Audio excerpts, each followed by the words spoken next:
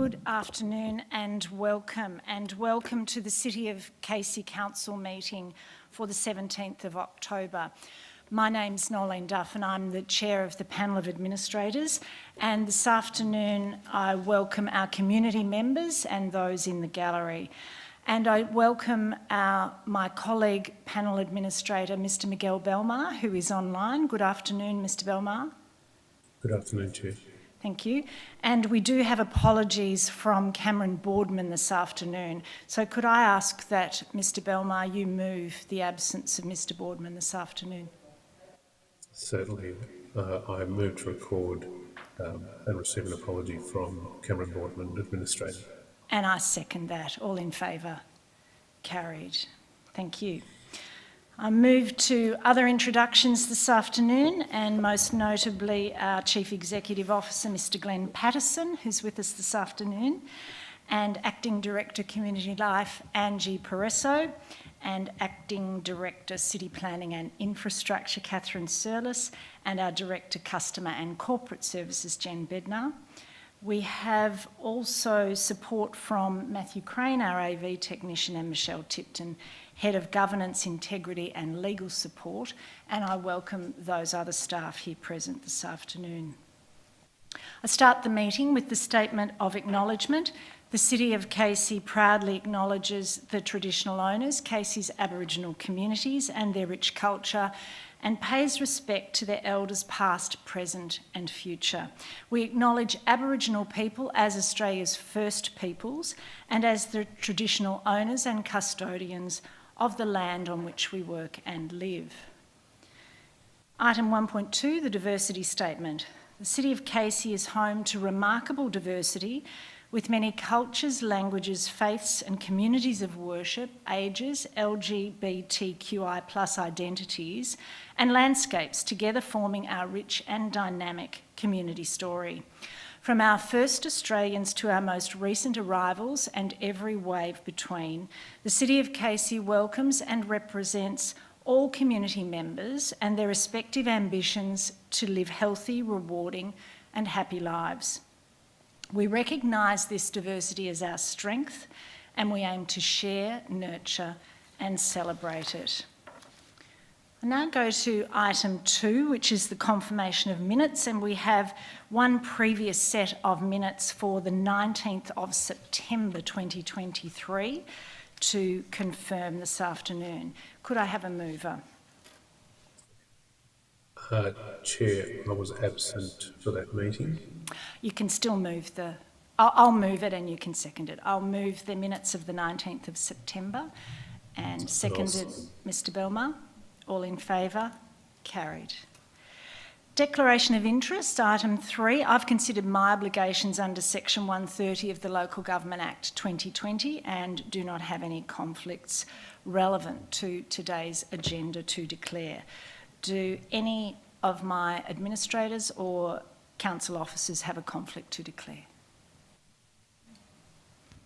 Chair, through you, I have a conflict to declare in the closed council meeting item at item 10, page 345. Thank you. Thank you, Mr Patterson. We'll duly note that. And nothing to declare, Mr Belmar. No, now move. Thank you, Mr Belmar. Now move to item 4, public question time, and there are 11 questions this afternoon, and I'll move through them, each one of them. The first question is from Troy Van Gorp, and the subject matter is Viola's planning application. The question is, Viola advised they are submitting a planning application for the waste transfer station. Given the community's prior objections and pending EPA buffer distance increase, can council state their position regarding approval so I can be prepared for VCAT if required? And I thank our Manager Planning and Building for this response. Council is unable to state the position of the planning application until the application is lodged and a full assessment is made. Depending on the planning controls on the site at the time of assessment, there may or may not be appeal rights. If the development plan is in place, the application will be exempt from the notice and decision requirements and review rights as contained in the Planning and Environment Act 1987. Question 2 is also from Troy Van Gorp, and it's with respect to responsible and respectful decision making. Given new people know the EPA will increase buffer zones, will you delay decision making regarding Viola's waste transfer station application as responsible people until the new buffer zones are published? And I again thank the Manager, Planning and Building for the following response. There is no correlation between the EPA's timelines on recommended buffers and Council's ability to make a decision on any future planning application by Viola on this site. Should an application be lodged, it will be referred to the EPA for comment, and their comments will be taken into account as part of the decision-making process. Question 3 is from Jared Doble, and the subject matter is the method of appropriation of monies for hard rubbish collections. And the question is, what method of appropriation of monies from ratepayers is used in order to pay the hard rubbish collection contractor? And Mr. Doble has written answer option 1, enough money is appropriated each financial year from each ratepayer to cover the full cost of 2 hard rubbish collections per year, even if the hard rubbish collection service is not utilised by each ratepayer in each financial year, question mark.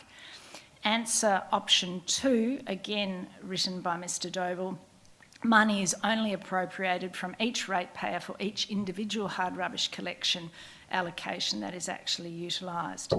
Our Chief Financial Officer advises as follows. Casey applies a waste service charge to habitable residential properties in the municipality. The methodology to calculate the charge is total cost recovery for all waste services provided to the community, including the hard waste service. Council only pays its contractors for the number of collections actually undertaken and the tonnage of waste collected. The budget is set each year on estimates of these costs based on figures from the previous years plus growth factors. Full reconciliation is done at the end of each financial year, and any monies not exhausted held in reserve and used to subsidise the calculation of the next financial year waste services charge.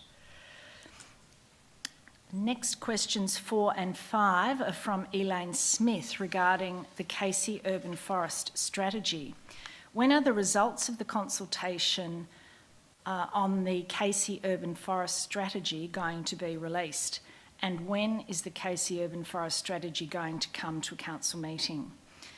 Our Manager City presentation has advised, following the community consultation and stakeholder feedback on the draft plan, which occurred during August and September 2023, the document is being further refined. It is anticipated that the Greening Casey plan will be presented for endorsement by Council early in 2024. Question 6 is from Kylie Walker regarding the return of elected council and rates. My question is, when are we going to get our own council again who should be representing us, the ratepayers? Also, why should I pay my rates if it doesn't go to anything we ever see, especially in Hampton Park, and also as we don't have people actioning anything for us, etc. The tip at Hallam Road. Our Manager, Communications and Corporate Governance and our Chief Financial Officer provide the following response. The City of Casey currently operates under a panel of administrators which were appointed by the Victorian State Government in 2020 following the dismissal of the former councillors under the Local Government Casey City Council 2020 Bill, which passed the Parliament on the 19th of February 2020. The panel of administrators will remain until October 2024, when the next local government elections will be held. This date was set by the state government. Question 7 is Hampton Park Hill project, and the question is from Trudy Quiros. Question being, the EPA are being given until February to decide if the buffer needs to be increased further. How will this decision affect the Hampton Park Hill development of the waste transfer station at Hampton Park? In response, our Planning and Building Manager has advised as follows.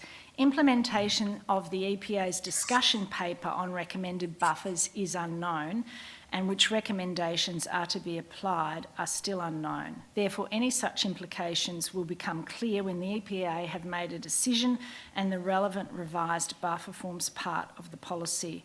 Council will continue to monitor the decisions of the EPA and any potential impacts on the future of the waste transfer station.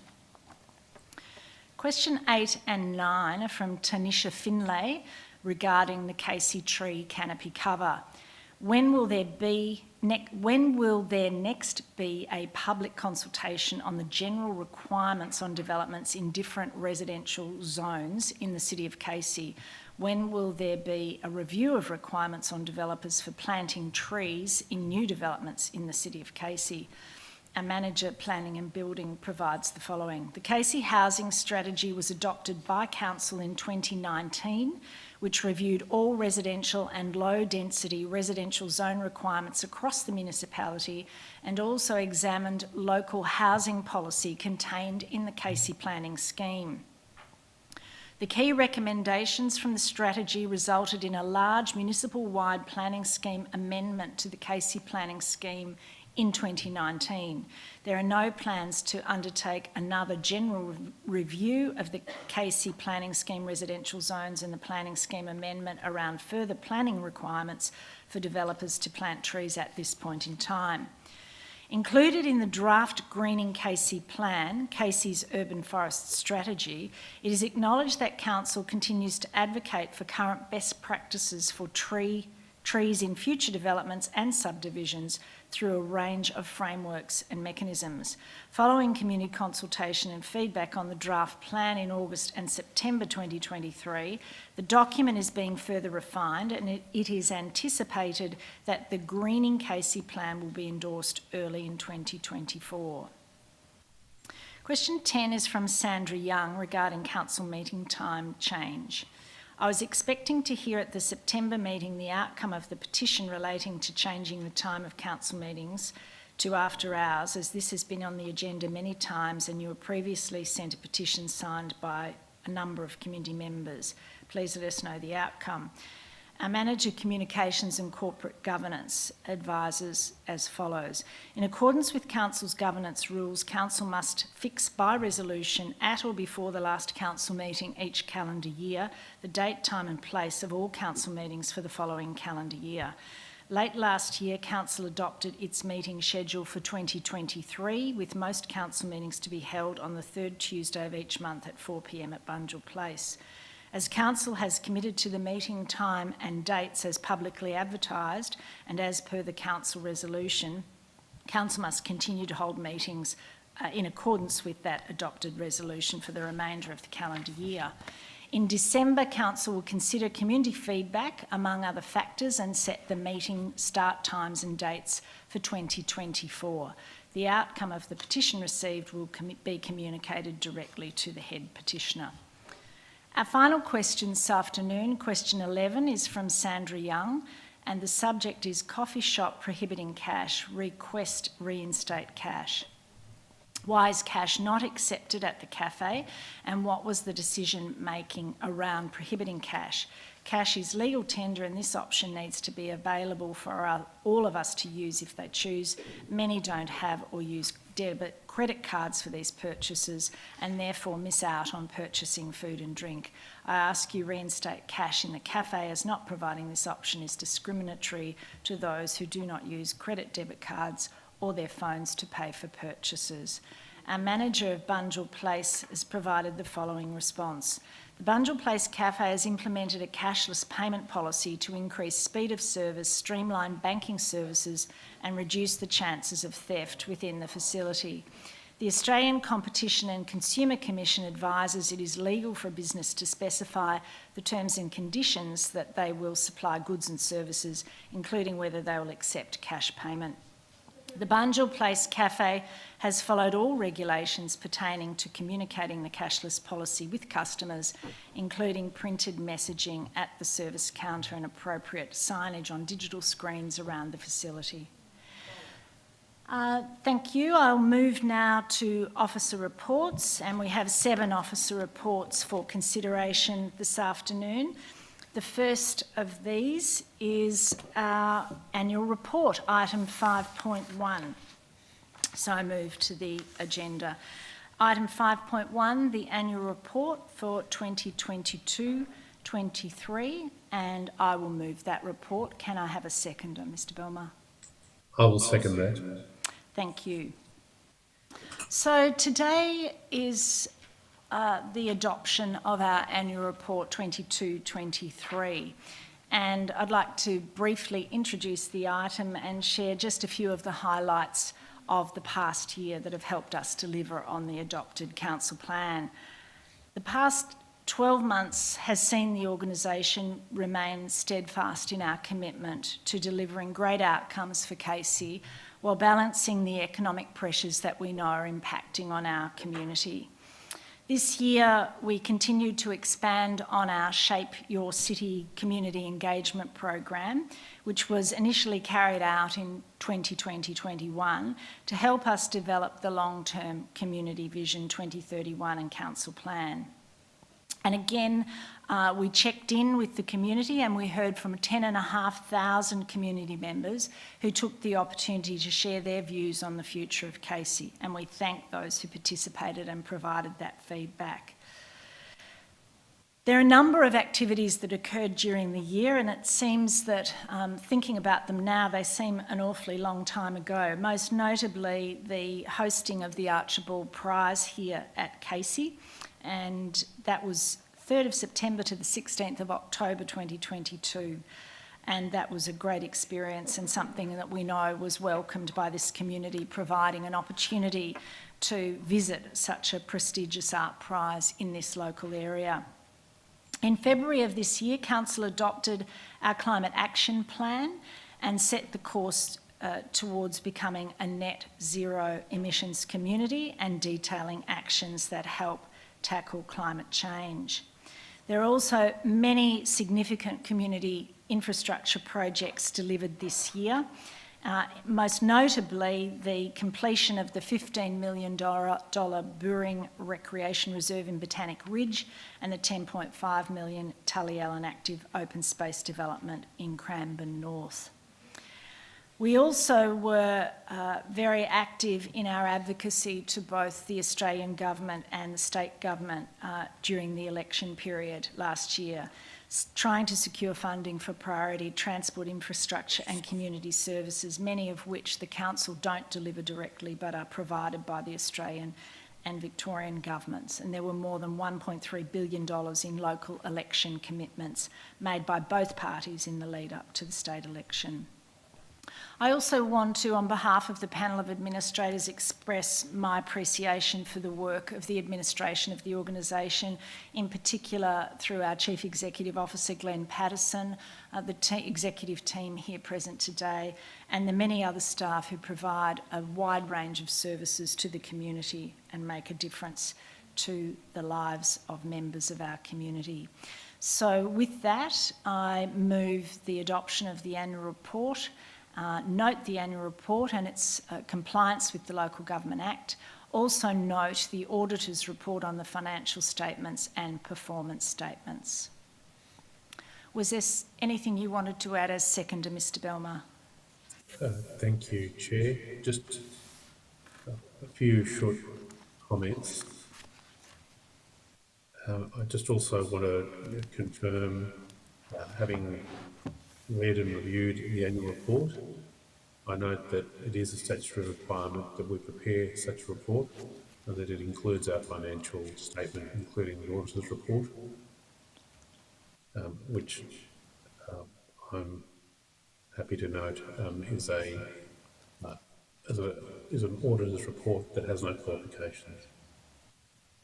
I also join with you in remembering the events that we had over the last 12 months, and particularly the Archibald Prize, but also noting other events that Council hosted or that Council ran, including our numerous citizenship ceremonies and also our ongoing leadership program. And I also note that the report contains a number for our current population at 390,000 and an ever-growing population, and also 5,000 children were born in the city of Casey in the last 12 months, so it's a growing population. I want to thank all the officers that have worked in putting this report together. It's a ready reckoner really for all the work that Council does, and has a full financial statement which sets out all the fine-grained detail of Council's expenditure and income. And so with those comments, I'm happy to second this motion. Thank you, Mr Belmar. I do note that we have not done justice at all to the some 225 pages of notable activities and financial analysis in the report, but it is there available for people to peruse and provides a report card across the past year. So with that, I'll put the motion to the vote. All in favour? Carried. Item 5.2 is the open space strategy update, and I seek a mover. Yes, I'll move that. Thank you, and I will second that. And I invite you to speak, Mr Belmar. Thank you, Chair. Can I firstly apologise? I get a lot of feedback when I'm speaking, so I apologise if I'm a bit stilted. I'm happy to move this item tonight, our open space strategy. I note that this is a strategy which requires refreshing, given that the previous strategy now dates back some time, and it's appropriate that, given that we are a growing community, an ever-growing community, that a document such as this is continuously reviewed. It's an important planning document with respect to the expectations that Council and the community has with respect to open space. I commend the report to the community. Somewhat like the annual report that we've just discussed, I can't do it justice in this discussion, but I note that the open space strategy sets out the hierarchy of parks and uses that we set out for our open space, and it allows, as I said, developers and those members of the community to better understand what our expectations are with respect to open space in the city of Casey. This is a very well put together, excellent professional piece of work, and I want to thank those council officers that have worked on it, and again reiterate that it is appropriate that this open space strategy be reviewed, with the last one having been published some 8 years ago. And with those comments, I am happy to move this motion. Thank you, Mr Belmar. I agree with you. It is quite a comprehensive document, and it not only includes council land, but it includes state-owned land or land that's managed by other authorities at a national, regional or metropolitan level, and open space that's reserved for drainage and utility purposes. I think the opportunity to update the strategy is very important in the context of Casey, not only with respect to the increasing population numbers, but also the change in the use of land across the city.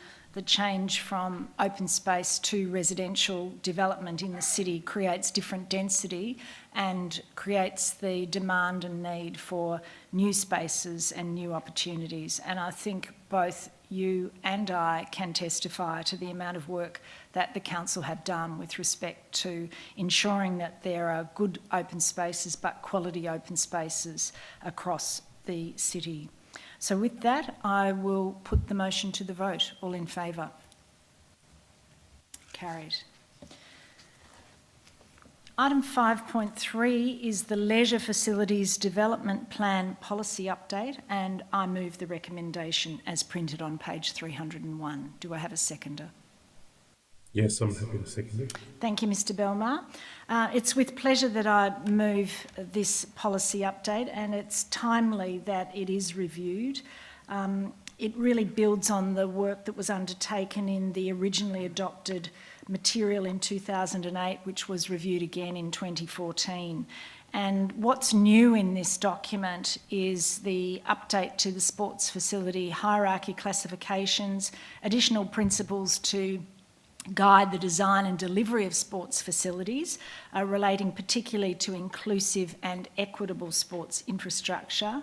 And it adds new sections relating to traditional owners' diversity, gender equality and child safety, which are all important requirements on council. Most importantly, there has been a history of engagement with respect to the development of the predecessor work, which was entitled the Sports Facilities Framework. And the new material was placed on public exhibition for 4 weeks during August and September, promoted in particular through Casey Conversations and other means, and an email campaign to nearly 1,500 people, including media releases, local newspaper and social media. There were 569 views by 416 unique visitors to the Casey Conversations page, and there were 9 submissions which have been included in the consideration of feedback. And that feedback included, in particular, the ensuring that the changes in the naming of sporting codes was consistent throughout the document, and including commentary on the provision of particular facilities within sporting facilities across the municipality. I think it is a piece of work that will ensure that there is equitable allocation and distribution of sports facilities, leisure facilities across the Casey community, and with that I commend the recommendation. Would you like to speak as seconder, Mr Belmar? I will. Thank you, Chair. This is, as you have identified, Chair, an important piece of work, and again an appropriate time for a refresh on this document, because it does provide great clarity and guidance to the community with respect to our facilities. I took great interest in reading it and noting the excellent work that's been done by our council officers in the very fine level detail that it identifies for facilities. That means that the members of clubs that use facilities can have no doubt as to what council has set out in its formal document with respect to the requirements and uses, and I took great delight in noting that it sets out the size and shape of various sporting facilities down to the metre, which shows the level of work that has gone into this document. Finally, I also want to say that it is an appropriate time to refresh a document such as this, given the ever-growing understanding of ensuring that all of our facilities are available for use by all members of the community, and that all members of the community should be engaged in playing sport. And a document like this at this time is the right time to also take that into account. And so with those comments, I'm happy to second the motion. Thank you, Mr Belmar. I'll put the motion to the vote. All in favour? Carried. Item 5.4 is the Hampton Park Hill Development Plan, a status of investigations into a proposed buffer area overlay planning scheme amendment. Do I have a mover for the recommendation? Yes, I will move that recommendation. Thank you, Mr Belmar. I'll second that and invite you to speak, Mr Belmar. Thank you, Chair. Tonight in this motion, note in particular the words of the recommendation, and that is that we are moving a motion tonight to note that we are returning to a further council meeting in February 2024 to, as it said, it sets out there, consider the merits of requesting ministerial authority for preparation and exhibition of a planning amendment.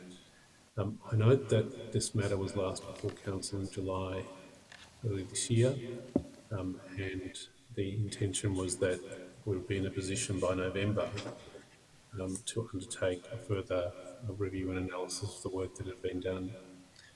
Further time is required, and the officers have set out in this report the reasons for that further time being required, and I believe, having considered those reasons, that it is appropriate. I note that significant work and thorough work will continue to be done and has been done, including ongoing community consultation. And I note in particular that the work being done up until the present time, as set out here in the council papers, notes that to inform the February 2024 council report, a number of matters are underway, including a comprehensive assessment pursuant to Planning Practice Note PPN 92, being coordinated by council officers. PPN Practice Note 92 is an important planning document that informs councils as to how to prepare strategic documents, and so I'm confident that the appropriate tools are being used. Similarly, I note that there's a review of existing relevant environmental audits to inform the above assessment, and further there will be feedback from the EPA and specialist technical landfill advice will also be obtained. But principally and importantly, the work is being done and further time is required, and I'm satisfied that it is appropriate that further time be taken, and for those reasons I'm happy to move the motion. Thank you, Mr Belmar. I'll just add to that with respect to the elements of community engagement that did occur in the drafting of the development plan and during the exhibition process, whereby members of the community did make their views on this matter very clearly known to council. I note that the public submissions received at that time mentioned concerns about the landfill buffer many times. In fact, it's documented here that it was the 6th highest theme referenced in all of the submissions received. And so it is noted that council officers will therefore be able to clearly take account of those representations in all of the analysis and considerations that they will make with respect to the consideration of the buffer area overlay, which may or may not apply with respect to this site. And as you've noted, the due compliance with the planning practice note, which is essentially an incorporated document. With that, I will put the motion to the vote to note the report and further update report in February 2024. All in favour? Carried. Item 5.5 is the landfill services contract extension, and we have a recommendation. Is there a mover? Yes, I'll move that. Thanks, Mr Belmar, and I will second that and invite you to speak to your motion. Thank you, Chair. I considered this motion and the accompanying documents. I'm happy to move this afternoon an extension to an existing contract. I note that council officers have done the appropriate work in considering that it is appropriate at this time to extend the life of the contract, and for the reasons set out in the council papers with respect to that issue that I've considered, I'm happy to move this motion. Thank you, Mr Belmar. I note that whilst there has been a lot of work done with respect to alternatives in terms of waste processing, that process is unlikely to be an option by March 2027, and therefore this is the best option to ensure that service can continue to members of our community with respect to waste management. I'll put the motion to the vote. All in favour? Carried. Item 5.6 is Casey Growth Areas payment from reserves, October 2023, and we have a recommendation on page 338. Do I have a mover? Yes, I'll move that. Thank you, Mr Belmar. I'll second that, and I'll invite you to speak. Thank you, Chair. This is in many respects, a technical motion that we're moving, but an important one. This motion will authorise the CEO to make payments. Public open space contributions are collected through the subdivision permit process and at an appropriate time. It is motions like this come before council to ensure that when a subdivision becomes eligible for payment, such a payment is processed. I've considered the confidential attachments with the minutes and note that it is appropriate that this motion be passed to ensure that the important work of being able to continue subdivisions and continue that work is able to be gone through as smoothly as possible by motions such as this being passed. And with those comments, I'm happy to move the motion. Thank you, Mr Belmar. This is a somewhat procedural motion, but it is important to note that council does hold reserves and those reserves are dictated to in terms of how they can be expended by Victorian state legislation, and this is one of those categories, being the public open space contribution, which is the satisfaction in terms of the criteria for expenditure has to be met by compliance with the Subdivision Act and the Planning and Environment Act. And I'm also satisfied that those requirements have been met and that I support the recommendation. I'll put the motion to the vote. All in favour? Carried. The final item this afternoon is item 5.7, and that is the reappointment of the Audit and Risk Committee chairperson. And we have a recommendation on page 341. Do I have a mover? Yes, I'll move that. Thank you, Mr Belmar. I'll second that and invite you to speak to the motion. Thank you, Chair. Tonight I am pleased to move this motion for the reappointment of Mr John Nguyen as the independent chair of our Audit and Risk Committee. I note that Mr Nguyen is at the end of his first 3-year appointment. He was recruited and appointed in 2020. He and the committee has done outstanding work during the time of his appointment, ensuring our compliance with all necessary legislation. But beyond that, I note that on each occasion Mr Nguyen has addressed council in giving a report. He's always done that in a thoroughly professional manner and in a manner that engages fully with the material, and there's no doubt that he is an appropriate person to be reappointed to this important role. And in many respects, we are also grateful that he is willing to seek reappointment. And with those comments, I am happy to move this motion. Thank you, Mr Belmar.